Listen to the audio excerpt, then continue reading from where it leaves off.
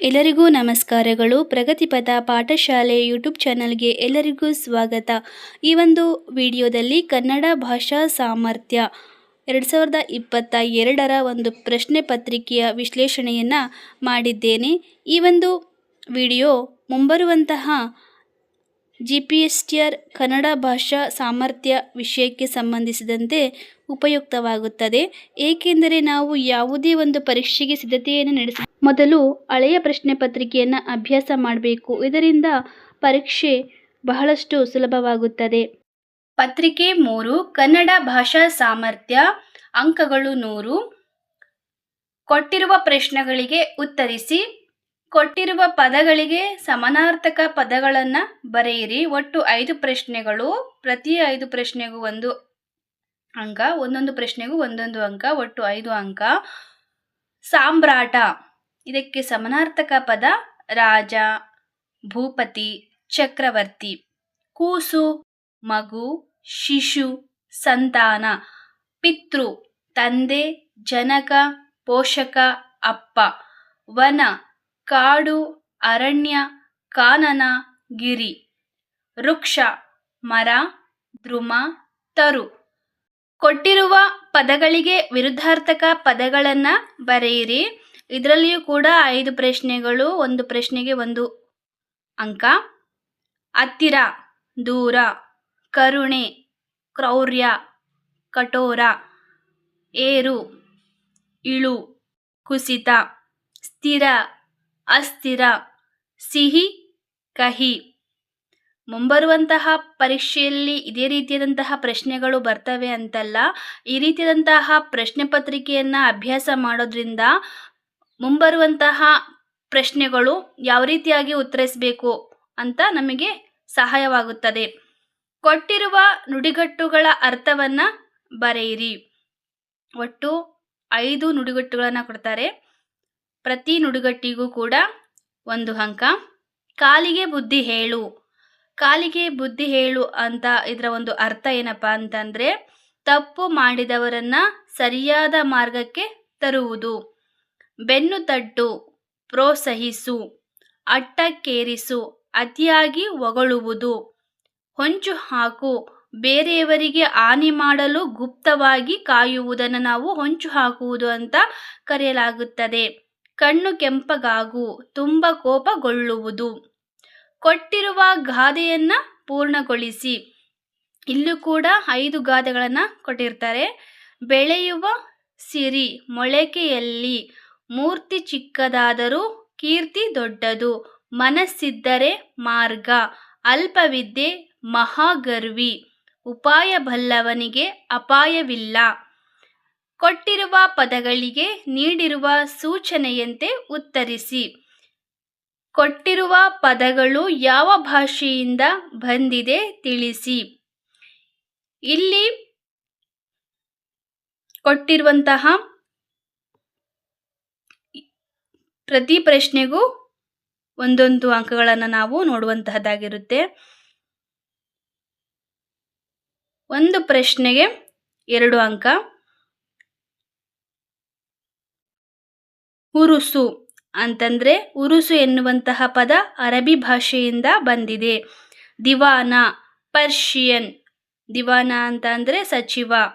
ದಿವಾನ ಎನ್ನುವಂತಹದ್ದು ಪರ್ಷಿಯನ್ ಭಾಷೆಯಿಂದ ಬಂದಿದೆ.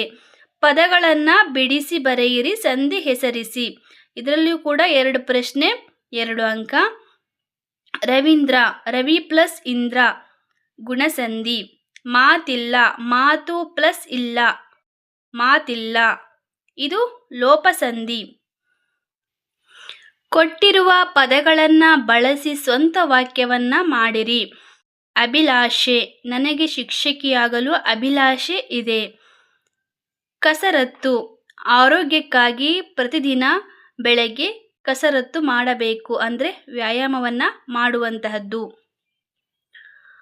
ಕೊಟ್ಟಿರುವ ಪದಗಳನ್ನು ವಿಗ್ರಹ ವಾಕ್ಯ ಮಾಡಿ ಸಮಾಸವನ್ನು ತಿಳಿಸಿ. ಮುಂಗಾಲು, ಮುಂದಿನ ಪ್ಲಸ್ ಕಾಲು, ಮುಂಗಾಲು. ಇದು ಕರ್ಮಧಾರೆಯ ಸಮಾಸ. ಇದಕ್ಕೆ ಒಂದು ವಾಕ್ಯ ಮಾಡೋದಾದರೆ, ಕುದುರೆಯ ಮುಂಗಾಲು ಬಲವಾಗಿತ್ತು. ಕೆರೆ ಕಟ್ಟೆ ಬಾವಿಗಳು. ಕೆರೆಗಳು ಪ್ಲಸ್ ಕಟ್ಟೆಗಳು ಪ್ಲಸ್ ಬಾವಿಗಳು, ಇದು ದ್ವಂದ್ವ ಸಮಾಸ. ಕೆಳಗೆ ಕೊಟ್ಟಿರುವ ಪದಗಳಿಗೆ ಸೂಕ್ತ ಹೇಳಿಕೆಗಳಿಗೆ ಪದವನ್ನ ಬರೆಯಿರಿ. ಈ ಒಂದು ಹೇಳಿಕೆಗೆ ಒಂದು ಪದವನ್ನ ಬರೆಯುವಂತಹದ್ದು: ಹರಳದೆ ಇರುವ ಹೂವು ಮೊಗ್ಗು, ಉದ್ದವಾಗಿ ಬಾಗಿರುವ ತುತ್ತೂರಿ ಬುಗುರಿ. ಕೊಟ್ಟಿರುವ ಪದಗಳನ್ನ ಬಿಡಿಸಿ ಬರೆದು ವಿಭಕ್ತಿಯನ್ನು ಹೆಸರಿಸಿ. ಬಂಡಿಯೋಳ್, ಬಂಡಿ ಪ್ಲಸ್ ಓಳ್ ಸಪ್ತಮಿ ವಿಭಕ್ತಿ. ಮರಕ್ಕೆ, ಮರ ಪ್ಲಸ್ ಕೆ ಮರಕ್ಕೆ ಚತುರ್ಥಿ ವಿಭಕ್ತಿ. ಕೊಟ್ಟಿರುವ ವಾಕ್ಯಗಳಲ್ಲಿ ಬಂದಿರುವ ಸರ್ವನಾಮ ಪದಗಳನ್ನು ಆರಿಸಿ ಬರೆಯಿರಿ. ಸ್ವಾಮಿ, ನಾನು ಹೆದರಿ ಬಂದ ಹೇಡಿಯಲ್ಲ. ಇಲ್ಲಿ ನಾನು ಎನ್ನುವಂತಹದ್ದು ಸರ್ವನಾಮ, ಇದು ಉತ್ತಮ ಪುರುಷ. ಹೌದು, ಅವನಿಗೆ ಎಲ್ಲರ ಗುರುತು ಇರುತ್ತದೆ. ಅವನಿಗೆ ಇದು ಕೂಡ ಸರ್ವನಾಮ, ಇದು ಮಧ್ಯಮ ಅಥವಾ ಪ್ರಥಮ ಪುರುಷ ಪದ ಅಲ್ಲ, ಇದು ತೃತೀಯ ಪುರುಷ ಒಂದು ಸರ್ವನಾಮ ಪದವಾಗಿದೆ.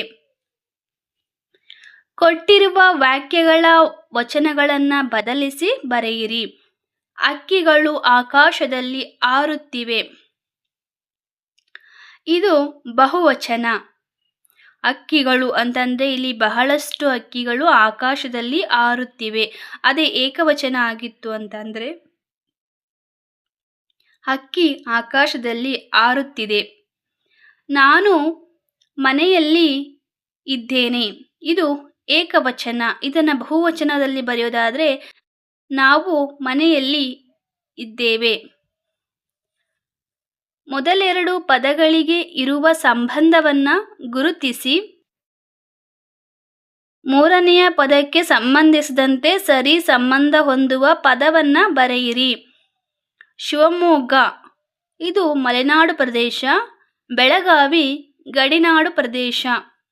ನಮೋ ನಮೋ, ಇದು ದ್ವಿರುಕ್ತಿ. ಧೀರಶೂರ ಜೋಡು ನುಡಿ.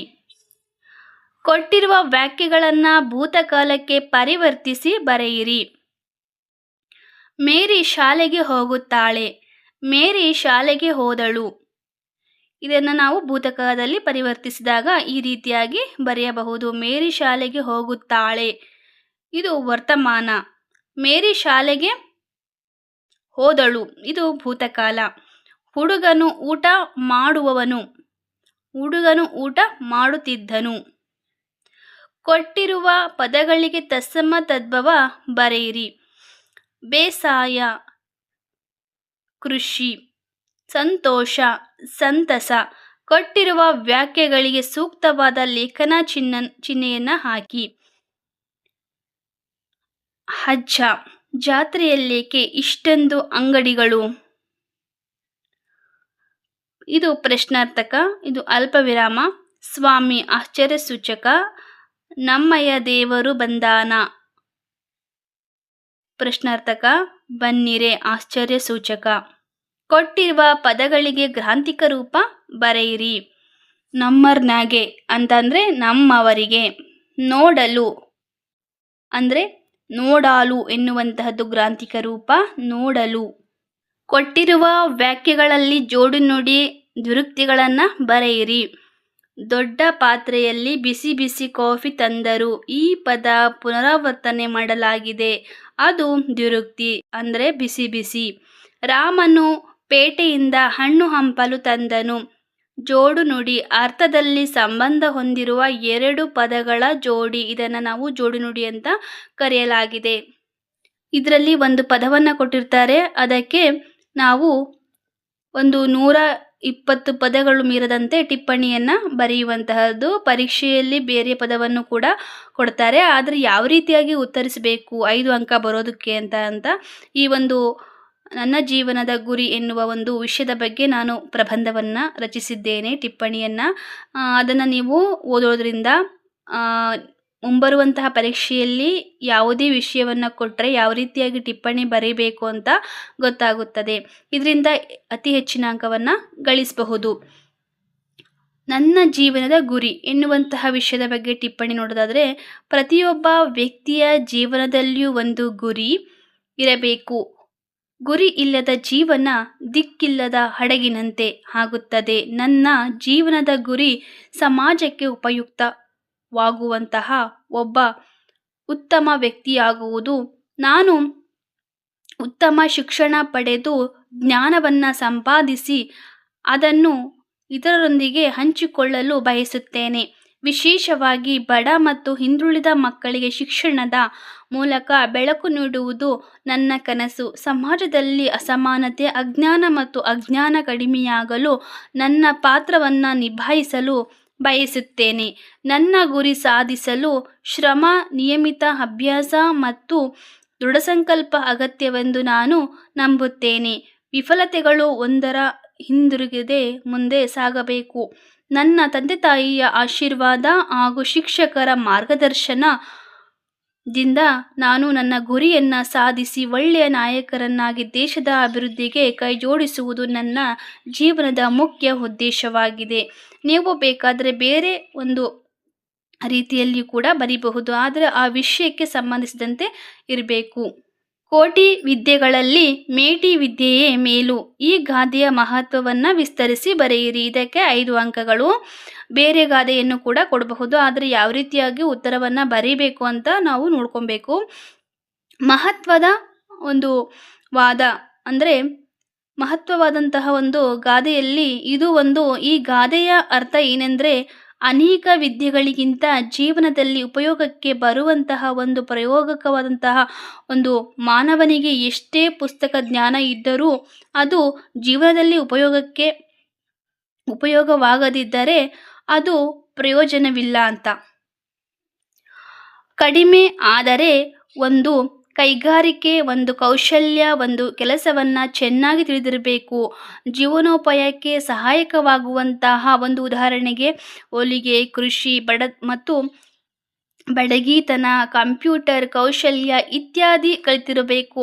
ಇದರಿಂದ ನೇರವಾಗಿ ಆದಾಯವನ್ನು ಪಡೆಯಬಹುದು. ಆದ್ದರಿಂದ ಈ ಒಂದು ಗಾದೆ ನಮಗೆ ಹೇಳುವುದೇನೆಂದರೆ, ಕೇವಲ ಸಿದ್ಧಾಂತ ಜ್ಞಾನಕ್ಕಿಂತ ಪ್ರಾಯೋಗಿಕ ಜ್ಞಾನ ಮುಖ್ಯ ಅಂತ. ಜೀವನದಲ್ಲಿ ಆತ್ಮ ನಿರ್ಭಯವಾಗಿ ಉಪಯುಕ್ತವಾಗಿ ವಿದ್ಯೆಯನ್ನು ಕಲಿಯಬೇಕು ಎಂಬುದು ಇದರ ಉದ್ದೇಶವಾಗಿದೆ, ಒಂದು ಸಂದೇಶವೂ ಕೂಡ ಆಗಿದೆ. ಅಂದರೆ ಒಬ್ಬ ರ್ಯಾಂಕ್ ವಿದ್ಯಾರ್ಥಿ ಮುಂದೆ ಏನೂ ಕೆಲಸವನ್ನು ಮಾಡದೆ ನಾನು ರ್ಯಾಂಕ್ ವಿದ್ಯಾರ್ಥಿ ಅಂತ ಮನೆಯಲ್ಲೇ ಇದ್ದು ತಂದೆ ತಾಯಿಗಳಿಗೆ ಭಾರವಾಗಿ ಜೀವನ ನಡೆಸ್ತಾ ಇದ್ದರೆ ಅದು ಪ್ರಯೋಜನಕ್ಕೆ ಬಾರದು. ಒಬ್ಬ ಅವಿದ್ಯಾವಂತ ವಿದ್ಯಾರ್ಥಿ ಕಷ್ಟಪಟ್ಟು ದುಡಿದು ಒಂದಿಷ್ಟು 4 ಜನಕ್ಕೆ ಆಸರೆ ಆದರೆ ಅದು ವಿದ್ಯೆಗಿಂತ ಮೇಲಾಗುತ್ತದೆ. ಅಂದರೆ ವಿದ್ಯೆ ಆಗಿರಬಹುದು, ಬಡತನ ಆಗಿರಬಹುದು, ಸಿರಿತನ ಆಗಿರಬಹುದು, ನಾವು ಯಾವ ರೀತಿಯಾಗಿ ಬಳಸ್ಕೊಳ್ತೀವಿ ಹಾಗೂ ನಾವು ಜೀವನವನ್ನು ಹೇಗೆ ನಡೆಸ್ತೀವಿ ಅನ್ನೋದು ಬಹಳ ಮುಖ್ಯವಾಗುತ್ತದೆ. ನಿಜವಾದ ಶಿಕ್ಷಣವೆಂದರೆ ಮಾನವೀಯತೆಯ ವಿಕಾಸ. ಈ ಹೇಳಿಕೆಯನ್ನು ಕುರಿತು 120 ಪದಗಳನ್ನು ಮೀರದಂತೆ ಬರೆಯಬೇಕು. ನಿಜವಾದ ಶಿಕ್ಷಣವೆಂದರೆ ಮಾನವೀಯತೆ ವಿಕಾಸ ಅಂತೆ. ನಿಜವಾದ ಶಿಕ್ಷಣ ಎಂದರೆ ಕೇವಲ ಪುಸ್ತಕ ಜ್ಞಾನವಲ್ಲ, ಅದು ಮಾನವೀಯತೆ, ಮೌಲ್ಯಗಳನ್ನು ಮತ್ತು ನಡತೆಯನ್ನು ಬೆಳೆಸುವ ಪ್ರಕ್ರಿಯೆ. ಒಬ್ಬ ವ್ಯಕ್ತಿ ಎಷ್ಟು ಅಂಕಗಳನ್ನು ಪಡೆದರೂ ಅವನಲ್ಲಿ ದಯೆ, ಪ್ರೀತಿ, ಸಹಾನುಭೂತಿ ಮತ್ತು ಸತ್ಯನಿಷ್ಠತೆ ಇಲ್ಲದಿದ್ದರೆ ಅವನ ಶಿಕ್ಷಣ ಅಪೂರ್ಣವಾಗಿದೆ. ಮಾನವೀಯತೆ ಶಿಕ್ಷಣ ನಮ್ಮನ್ನು ಒಳ್ಳೆಯ ನಾಗರಿಕರನ್ನಾಗಿ ರೂಪಿಸುತ್ತದೆ. ಇದು ಇತರರ ನೋವನ್ನು ಅರಿತು ಸಹಾಯ ಮಾಡುವ ಒಂದು ಮನೋಭಾವವನ್ನು ಬೆಳೆಸುತ್ತದೆ. ಸಹಿಷ್ಣುತೆ ಮತ್ತು ಗೌರವ, ಸಮಾನತೆ, ಸೇವಾ ಮನೋಭಾವನೆ, ಮಾನವೀಯತೆ ಶಿಕ್ಷಣದ ಮುಖ್ಯ ಅಂಶಗಳನ್ನು ಶಾಲೆಯಲ್ಲಿ ಕಲಿಯುವ ವಿಷಯಗಳ ಜೊತೆಗೆ ಜೀವನದ ಮೌಲ್ಯಗಳನ್ನು ಕಲಿಯುವುದು ಅತ್ಯಗತ್ಯ. ಮಾನವೀಯತೆಯುಳ್ಳ ವ್ಯಕ್ತಿ ಸಮಾಜದಲ್ಲಿ ಶಾಂತಿ ಮತ್ತು ಸೌಹಾರ್ದತೆಯನ್ನು ಸ್ಥಾಪಿಸುತ್ತಾನೆ. ಆದ್ದರಿಂದ ನಿಜವಾದ ಶಿಕ್ಷಣವೆಂದರೆ ಮಾನವೀಯತೆಯನ್ನು ಬೆಳೆಸುವುದೇ ಶಿಕ್ಷಣ ಅಂತ ನಾವು ಹೇಳಬಹುದು. ಕೊಟ್ಟಿರುವ ಪದ್ಯಭಾಗವನ್ನು ಓದಿಕೊಂಡು ನಿಮ್ಮ ಮಾತುಗಳಲ್ಲಿ ಸಾರಾಂಶವನ್ನು ಬರೆಯಿರಿ ಅಂತ. ಸದ್ದು ಮಾಡದೆ ಬಾಳು ಬಾಳೆಲ್ಲವೋ ಜೀವ, ಗದ್ದಲದ ಬಿರುದಿರದಿ ಸೇರು ರೇವ. ತಟ್ಟೆಯೊಳು ಕರ್ಪೂರ ಮೌನದಲ್ಲಿ ಕರಗುಹೋಲು. ದೀಪದೆದುರಿಗೆ ತಿಮಿರ ಸರಿಯುವಂತೆ ಶಾಂತಿಯಲ್ಲಿ ಬದುಕಿ ನೀ ಕರ್ತವ್ಯವನ್ನ ಮುಗಿಸು. ಕೂಗಾಡಿ ಹಾರಾಡಿ ಫಲದೇನು. ಅಂದರೆ ಈ ಸಾಲುಗಳ ಸಂದೇಶವು ಮೌನ, ಶಾಂತಿ ಮತ್ತು ಕರ್ತವ್ಯ ನಿಷ್ಠೆಯ ಮಹತ್ವವನ್ನು ಸಾರುತ್ತದೆ. ಜೀವನವನ್ನು ಸದ್ದುಗದ್ದಲವಿಲ್ಲದೆ ದೀಪದ ಬೆಳಕಿನ ಮುಂದೆ ಕತ್ತಲೆ ಮಾಯವಾಗುವಂತೆ ನಾವು ಸಹ ಶಾಂತಿಯುತವಾಗಿ ನಮ್ಮ ಕರ್ತವ್ಯವನ್ನು ನೆರವೇರಿಸಬೇಕು. ಖ್ಯಾತಿ ಆದಂತಹ ಬಿರುದು ಅಥವಾ ಗರ್ವಕ್ಕಾಗಿ ಒಡೆದಾಡದೆ ಸರಳವಾಗಿ ಬದುಕುವುದು ಮುಖ್ಯ. ಫಲದ ಬಗ್ಗೆ ಅತಿಯಾದ ಆಸೆ ಇಟ್ಟು ಗಾಬರಿಯಾಗದೆ ಶ್ರದ್ಧೆಯಿಂದ ಕೆಲಸ ಮಾಡಿದರೆ ಯಶಸ್ಸು ಸಹಜವಾಗಿ ದೊರೆಯುತ್ತದೆ ಎಂಬುದೇ ಈ ಪದ್ಯದ ಒಂದು ಸಾರಾಂಶವಾಗಿದೆ. ಕೊಟ್ಟಿರುವ ಚಿತ್ರವನ್ನು ಗಮನಿಸಿ ಪದಗಳ 120 ಪದಗಳಲ್ಲಿ ನಿಮ್ಮ ಅಭಿಪ್ರಾಯವನ್ನು ಬರೆಯಿರಿ ಅಂತ ಹೇಳಿದ್ದಾರೆ. ಅದು ಯಾವ ರೀತಿಯಾಗಿ ಅಂತಂದರೆ, ಒಂದು ಚಿತ್ರ ಯಾವ ರೀತಿಯಾಗಿದೆ ಅಂತಂದರೆ, ಎಲ್ಲ ಧರ್ಮದವರು ಸೇರಿಕೊಂಡು ಗುಂಪಾಗಿ ನಿಂತಿರುವ ಒಂದು ಚಿತ್ರ. ಈ ಚಿತ್ರದಲ್ಲಿ ವಿವಿಧ ಧರ್ಮ ಮತ್ತು ಸಂಸ್ಕೃತಿಯ ಮಕ್ಕಳು ಒಟ್ಟಾಗಿ ನಿಂತು ಭಾರತೀಯ ಧ್ವಜವನ್ನು ಹಿಡಿದಿರುವ ಒಂದು ಚಿತ್ರವಾಗಿರುತ್ತದೆ. ಇದು ಪರಸ್ಪರ ಕೈ ಹಾಕಿಕೊಂಡು ನಿಂತಿರುವುದು ಏಕತೆ, ಸ್ನೇಹ ಮತ್ತು ಸೌಹಾರ್ದತೆಯನ್ನು ಸೂಚಿಸುತ್ತದೆ. ವೈವಿಧ್ಯತೆಯಲ್ಲಿ ಏಕತೆ ಎಂಬ ಭಾರತದ ಮಹತ್ವದ ಸಂದೇಶವನ್ನು ಸಾರುತ್ತದೆ. ಧರ್ಮ, ಭಾಷೆ, ಸಂಸ್ಕೃತಿ ಬೇರೆ ಬೇರೆ ಇದ್ದರೂ ನಾವು ಎಲ್ಲರೂ ಭಾರತೀಯರು ಎಂಬ ಭಾವನೆಯನ್ನು ಈ ಚಿತ್ರ ವ್ಯಕ್ತಪಡಿಸುತ್ತದೆ. ದೇಶಭಕ್ತಿ, ಸಹೋದರತ್ವ ಮತ್ತು ಐಕ್ಯತೆ ಈ ಚಿತ್ರದ ಮುಖ್ಯ ಅರ್ಥವಾಗಿದೆ. ನಿಮ್ಮನ್ನು ಚಿಕ್ಕಮಗಳೂರು ಜಿಲ್ಲೆಯ ಕಡೂರು ತಾಲೂಕಿನ ಹೊಸಹಳ್ಳಿಯ ವನಜಾ ಎಸ್.ಆರ್. ಎಂದು ಭಾವಿಸಿಕೊಂಡು ನಿಮ್ಮ ಗ್ರಾಮದ ಬೀದಿ ದೀಪಗಳನ್ನು ಸರಿಪಡಿಸುವಂತೆ ಕೋರಿ ನಿಮ್ಮ ಗ್ರಾಮ ಪಂಚಾಯಿತಿ ಅಧ್ಯಕ್ಷರಿಗೆ ಪತ್ರ ಬರೆಯಿರಿ.